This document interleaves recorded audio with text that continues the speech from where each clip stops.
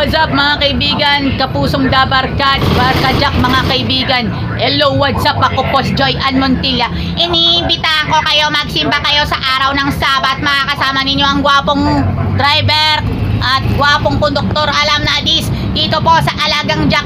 Dito po, bus number 88113 Jackliner. Mga kaibigan, ako po si Joy Ann Montilla. Sama-sama po tayo maging saksi ngayong araw ng Sabat.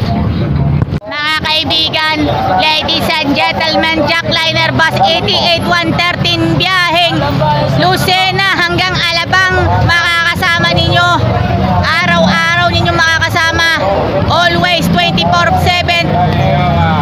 At kagaya naman ng mga to the highest level, ito ang bukod tangi 88113 Jackliner, Alagang Jack. Alam na this, hindi namin kayo tatantanan. Hello mga kapusong Dabarkads, magandang umaga po sa inyong lahat. Binabati po natin mga kaibigan, LLI bus 1876. Hindi namin kayo tatantanan. Mga kaibigan, kasama ko si Jan Bonggalan, LLI bus 1820 biyaheng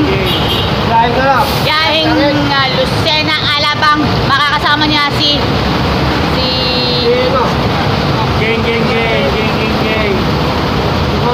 April Montejo. Mga kaibigan, andito po tayo sa Turbina, Calamba City. Papunta po tayo ng San Pablo, pero may fiesta po sa may bandang 65, ang kapistahan ni Santo Padre Pio. Mga kaibigan, LLI bus 1820 Lucena, Alabang, on the way sa Sabat Day. Mga kaibigan, alam naman natin, Lucena, Alabang, famous na famous, 1820, dyan lang galing si Kuya Tolitz Labiano, nasa 1803 na ngayon. Lock in mga kaibigan, mga kapusong Dabarkads, LLI bus 1820, Jan Bonggalan together with April Montejo. Lock in for Sabat Day 1820 Lucena, Alabang, Sabat. Mga kaibigan, it's 8:50 ng umaga. Andito po tayo sa may bandang Marlica Highway, Barangay San Rafael, Santo Tomas, Batangas, along with Startol. Mga kaibigan, ito po, yan, punuan na po mga pasahero, sagad sa buto, alam naman natin, pero ano lang po, ingat-ingat po tayong lahat, and happy Sabat sa inyong lahat.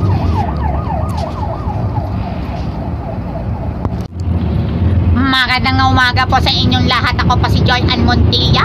Andito po ako sa Santo Tomas, Batangas, approaching San Pablo City. Makasimba lang ako ng araw ng Sabat. Ayan, yung mga pasahero po, nandito po sila. Marami sila. Punuan. Ang nasakyan ko, LLI bus 1820 sa pamamagitan ni Jan Bonggalan at ni Anjon Montejo. Excuse me po. Suy Baguio. Yan mga kaibigan. Hello mga kaibigan, Jackliner bus 8870 papuntang Cubao Cameas Market. Ayun, na-flex na yung 1820 mga kaibigan, na-flex. Next is 8827 biyaheng Dalahican, LRT Buendia. And finally, eto na mga kaibigan, LLI bus 1865 LLI bus mga kaibigan. Dito po ako sa San Pablo Central Terminal. Dito po ako para ipakita natin lahat mga kaibigan. Nakilala po natin siya sa 88129 nung nakaraang taon. Ngayon ay nasa bus number 882 8827. At yan, nandito ako. 8870. Ito tama-tama papuntang Cubao Camyas at papuntang GMA. Walang iwanan. Alam naman natin, alam ladis. Hindi namin kayo tatantanan. Mga kaibigan, mga kapusong Dabarkads, dito po ako sa papunta po tayo sa pavilion ng South Central Luzon Conference. Ayan, naka-video setting po. Pero ang suot ko ngayong araw ng Sabat, hoodie at saka short rubber shoes na paborito ko. Lebron, bigay sa akin ng Obrero Filipino Jackliner Chapter. Huwag natin kalimutan yon. Don't forget, Obrero Filipino Jackliner Chapter. Si Kuya Mero Alonsagay, Kuya Joseph Ebalde, Kuya Sunny Marasigan, and of course, Obrero Filipino Jackliner Chapter. Kaya, see you around! Yahoo! Yahoo! Yahoo! Yahoo! SCLC Adventist School, San Rafael. Yan, nandito po sila. Ito, nabanggit dito yung pananalangin. Andito sila sa may pavilion. Yan, first time tayo makapunta. First time tayo makatungtong ng pavilion, mga kaibigan. Mga kapusong Dabarkads. Nasa harap ng labanan, Yan. tulad ng ginawa ni Josephat, lumuhod sila sa panalangin sa harap ng Diyos. At yung spiritual na pakirot, baka ang panalangin ay gumagana ng pamanahing pakir. Paano dapat tayo manalangin, mga kapatids? Pamisan-misan lang ba o pagkakaya ba tayo kailangan? Ang sabi dito ay, manalangin tayo sa lahat ng oras. Nag-invite sa inyo na hindi nyo maintindihan, matanggihan. Na anumang reason na gawin nyo ay hindi pa rin kayo makapag-reason out at kayo pa rin ay, pupunta doon. Naranasan nyo na ba yan, mga kapatid?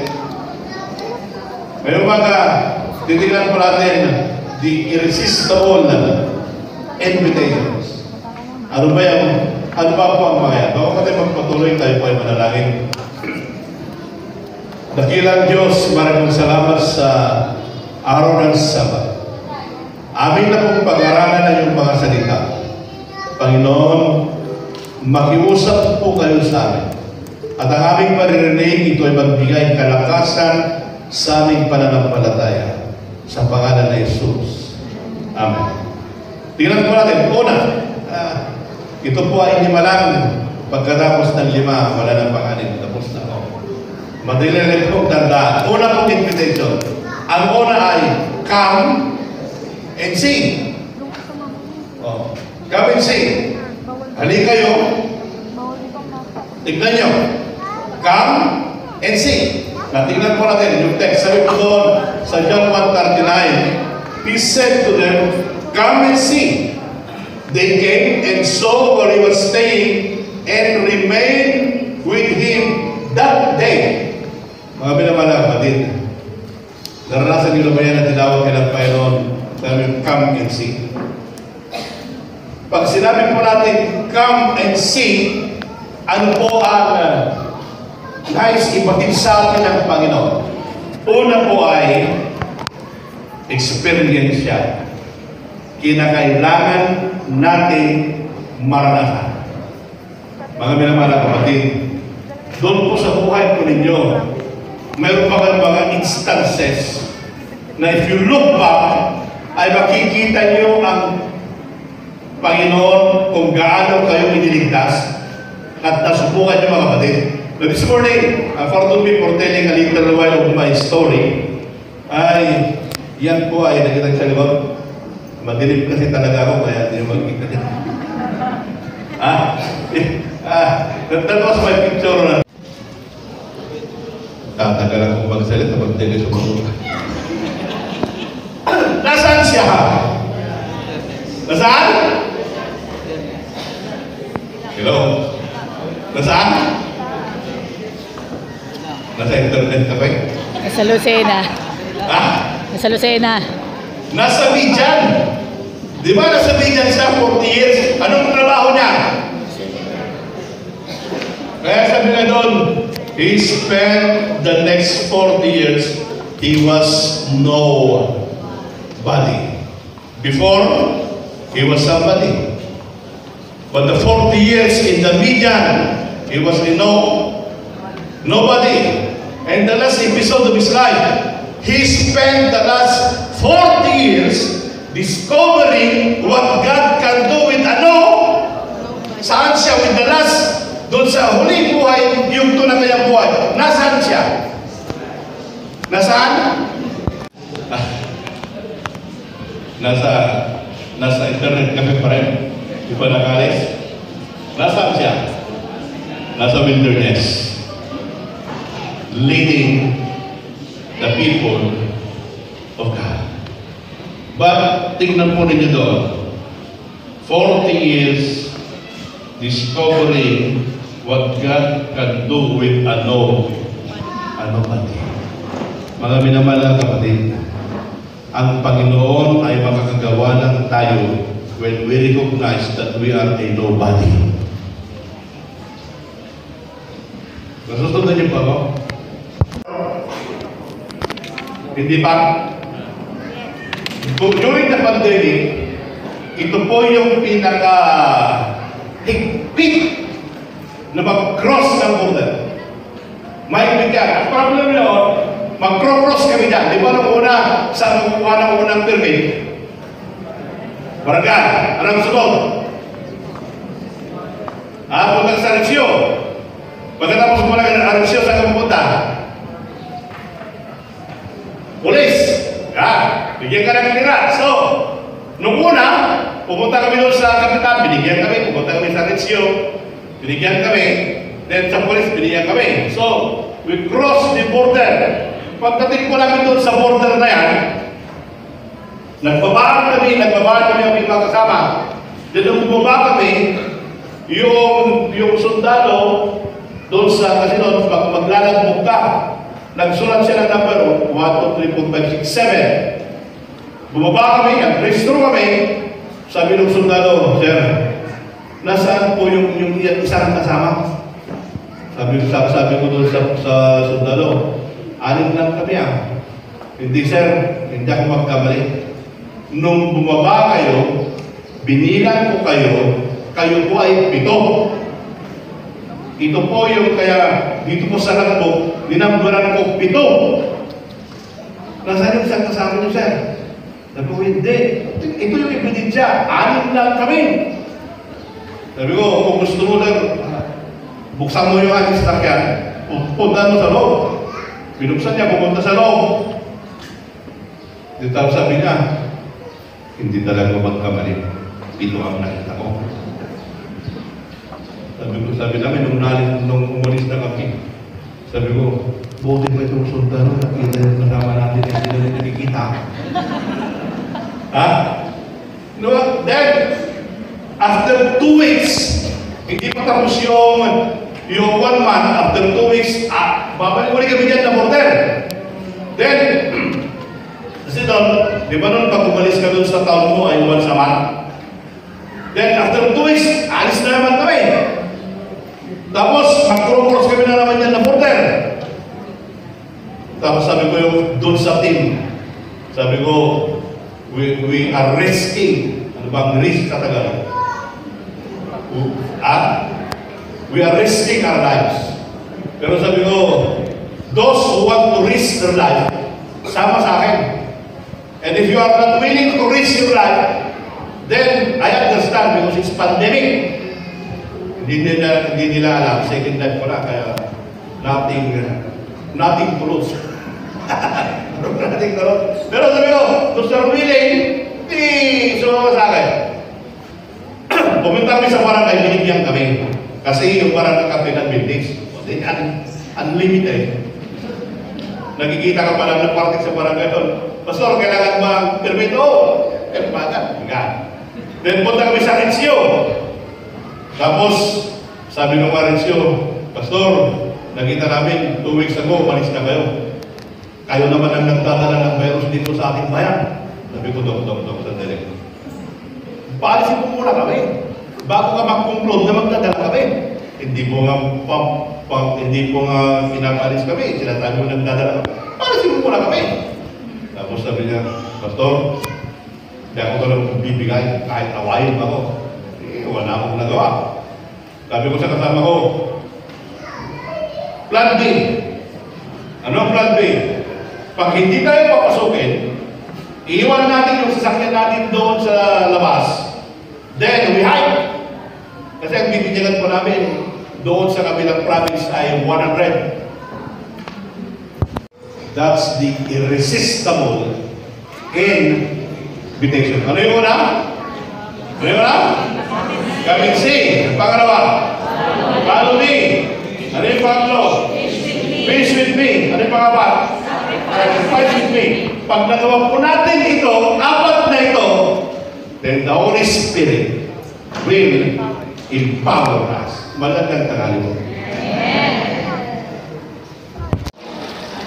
You know, ito po yung baptismal pool ng SCLC Pavilion.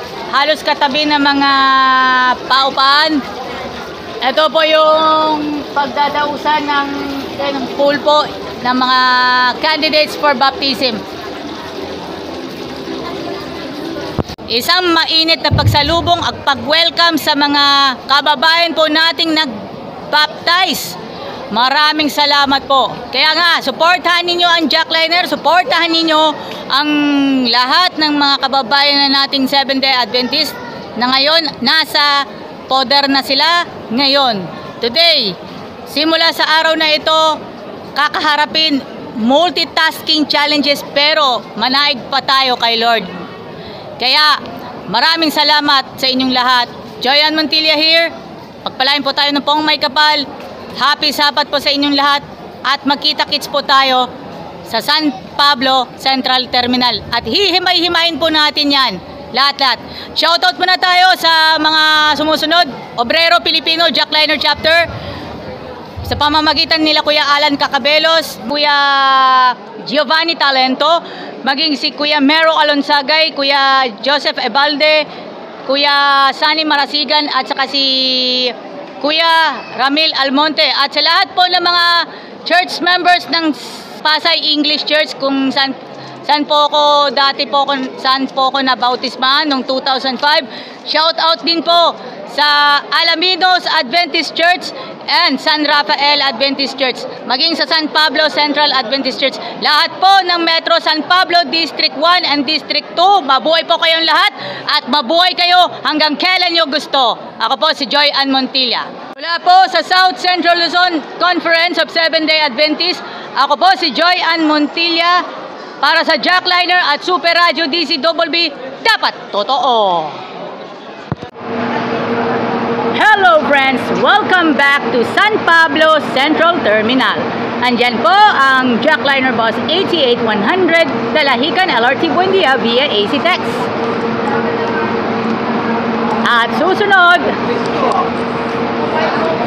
another Jackliner bus na may body number 8904 Dalahican, Cubao Camyas via AC Text.